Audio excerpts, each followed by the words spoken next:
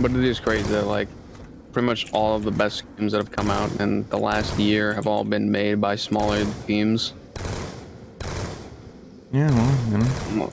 Like, Phasmophobia originally being just one person, but I think he has more people now, but still, it's like 3 to 4 people. Among Us was 3 people. Fucking all that shit, and it's like they're very, very good games, and you have everything else. Well, that's the type of shit that happens when when you're too busy assaulting people. I just Try to cover it up. I just think all that money you spend covering up the assaults, it takes away from the game budget, Through paying off lawsuits and stuff. Yeah, paying off all the people you've raped, and yeah, it's kind of a fat Activision moment. You're gonna say fat L. Kind of is an L. I'm not gonna lie. A huge L on Activision's part.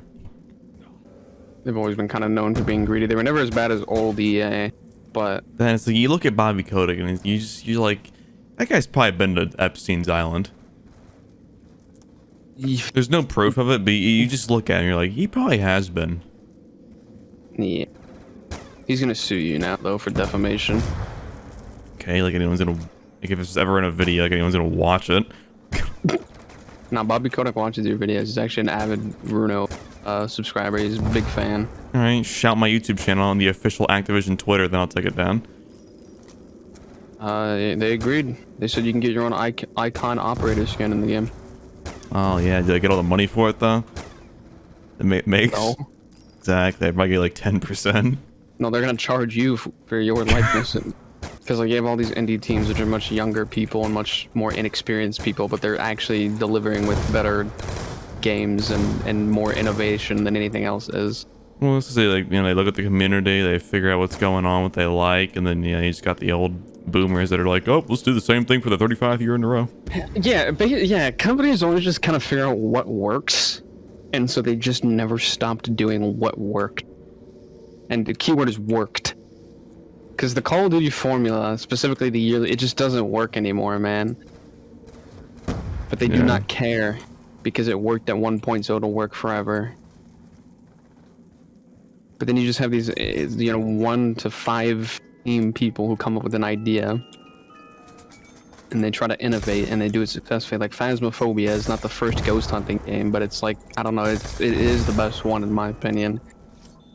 Yeah. I don't know what about it, it just plays. And then shit, FNAF is like literally one of the most recognizable gaming franchises on the planet in 2022, and has made that man a millionaire pretty much over the course of like 3 months when the first 2 games came out. And all that game is literally just PNGs. Yeah. It literally wasn't until the 3rd game, I think, where there were actual animations to the images too. So it's like, they're technically, I mean, they are well made, but they're also quality-wise like not. But yet, if you have good gameplay and/or story, it's like that's all that matters. But no one at big companies seem to know how to do that anymore.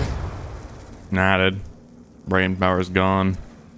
Went down the shitter. Counting games that have been around for a while that are still updated, like CS or Siege, but like 2042 seems fine. They just released it too early. Halo Infinite has a lot of issues, but people are enjoying it. But I cannot give the same semi-compliments to Vanguard. What is the nicest thing you think you could say about Vanguard? Russian woman. The campaign's not bad though. I only watched like all like the cutscenes of it and shit, but it seemed pretty good. It kind of is, man, but it's just like, I don't know.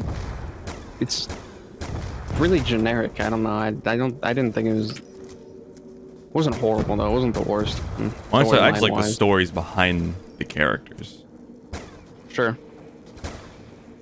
Everything else though is like, oh, that's been done a million times. Besides the fact that zombies is bad. I don't even want to talk. I don't even want to talk about that, bro. I genuinely do not understand how BO3 banger mod custom zombie maps will come out, and they were made by like 2 people over the course of 2 weeks, and it is like a proper Treyarch quality Easter egg, side Easter egg, wonder weapon, custom shields, all this stuff. And they did that in a month. And then you have a development team of at least a couple dozen people, and they came up with Vanguard. 3 objectives, like 3 locations, then just no replayability. Yeah. I still think that Activision made them make that in like literally 3 days before the game was announced. Yeah, probably. Just so they could put Treyarch's logo, because I think they thought Vanguard would fail, considering whatever Sledgehammer did before Vanguard was so bad that Activision said, nah, bruh. Sussy Among Us. I think a lot of people have forgotten that that happened, but I will not forget. I just wanted to see, like, I do what too. their finished product was. And the reason I think Vanguard is so poo-poo is I think it was literally just like Cold War. It was made in like a year. That's why it's literally just a carbon copy of Modern Warfare. Yeah. Because whatever they made before was so bad, they had to very quickly make Vanguard. Yeah. I'm just glad, like, in general, people are a lot more accepting than they used to be about people just enjoying certain things. Yeah. Like, there was a period where, like, you would get baked hard for still playing Minecraft, and I didn't even give a shit. That shit was fire. Yeah, and everyone's like, oh, you know. Yeah, it was around 2012 that everyone, for whatever reason, unanimously decided Minecraft wasn't cool anymore, and if you played Minecraft, you get bullied. But, like, I kept playing it, man, and I got shit for it, and I was like, bruh, you missing out, bro. You don't even know. Exactly. Just lets me know they never beat the Ender Dragon, bro. I don't even know what it is. They're probably not. Ender what?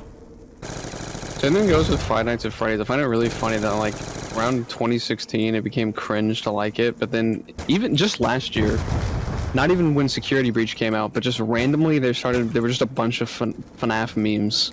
Like the man behind the slaughter, and like just FNAF ambience being a meme. And like everybody was just cool with it. And it's cool now, but it's just like, I don't understand why that just randomly happens. Yeah. Where it's like everybody's like, oh, this is cringe now, but then in 3 years it's gonna be in again. Exactly. I just let people enjoy what they want to enjoy. If I'm friends with them, I'll make fun of them, like Deshaun in Destiny 2. I don't like the game personally, but I mean, it is what it is. I am gonna make fun of him specifically because he's my friend and it's funny. That's because it's Deshaun. It's funny That to make too, fun yeah. of him. Fucking But I mean, Deshaun. I'll make jokes about Escape from Tarkov players being fucking just standing around doing nothing and just watching an exit point with a sniper rifle, but it's like, at the end of the day, if that's what you find fun, I don't have anything against that. It's just a joke. I don't actually have anything against it. The bigger part is wanting to kill yourself every day when you play it. These fucking pythons when I take a shit, dude. Yeah, the Galil switched up a little too. I remember too in elementary school, it was very tragic that gay was an insult. Yeah. The elementary school moment, man. And I'm sure I used it too, but I was a kid. It doesn't justify it, but I had to learn. Because it used to be like gay was basically equivalent to stupid. Like if something, literally if you would drop something and be like, that's gay. It didn't even have meaning at that, man. Yeah. You'd literally say it about anything. It'd be like, fucking teacher would give you homework and you'd be like, that's gay. People just Shit use don't it as even make sense. some sort of insult. And Yeah. it's like, whatever, man. To be fair though, when we were younger, being gay was weird for some reason. Like, people were way more accepting of it than in, like, the 90s when we were younger, but, like, it still was, like, And back not then, if normal. you were gay, man, you had to keep that shit like a top secret did. file, dude. You definitely did. And even when we were younger, in, like, the early 2010s, it was still not considered normal. People still thought you were weird, but they wouldn't, like, insult you. They were just like, oh, okay, sure. And I'm glad that's definitely gone, dude. It's weird. Yeah.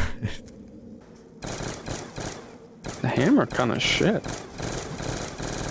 Yeah, it's kind of I- shitting out. Yeah, I got it papped and double tap, bro, and it's worse than the Galil, man. Are they not dying, dude? This is crazy. It is round 25 though. You know, back in the day, On this shit would BO2, not. This yeah. shit was not possible. Dude, I remember me and my dad played Buried on split screen PS3 one day, and we were, you know, we're using the jug spot, and I think we got to like 27, and that was like my highest round ever at the time, and like that just like felt insane. Good feeling, man. It most certainly is. Back in the day, bro, your average game would be like 12 rounds. That was if you're lucky, man. For real. You know, You let your Barry, get past dogs in like original Kino. Yeah, that took some skill, man.